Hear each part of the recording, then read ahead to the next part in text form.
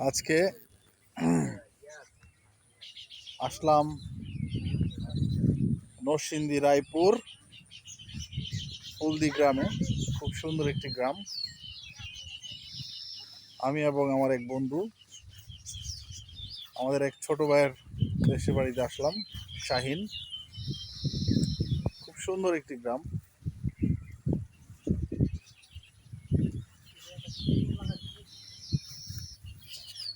এই ফুলদি গ্রামের এটা হচ্ছে ঈদগাহ মাঠ, যে সবাই একসাথে নামাজ পড়ে।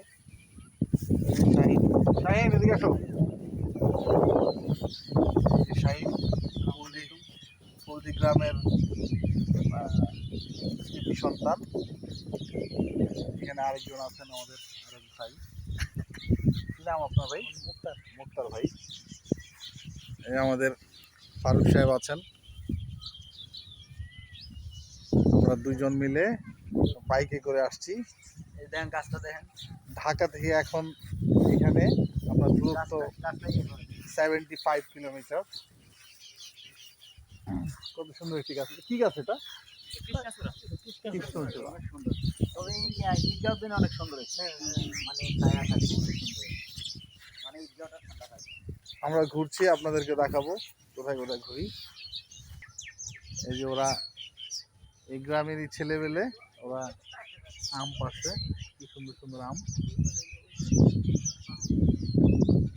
পাকা আম নাই? কোন গাছ থেকে পাচ্ছ? ঠিক আছে। হ্যাঁ,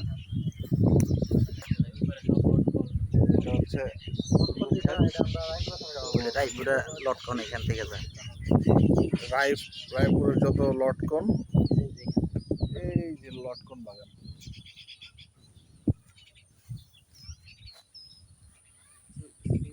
খুব সুন্দর একটি গ্রাম। এই গরমের মাঝেও আজকের দিনটা, কালকে রাতে বৃষ্টি হওয়াতে অনেক সুন্দর পরিবেশ, আবহাওয়াটা চমৎকার। ভালোই লাগতেছে এই গ্রামটিতে এসে। তাল গাছ, পাখিদের কিচিরমিচির।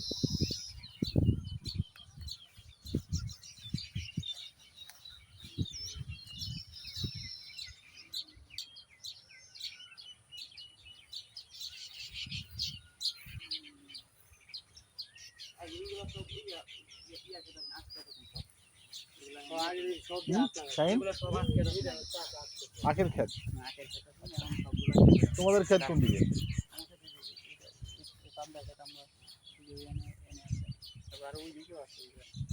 এখানে তোমাদের জমি আছে না?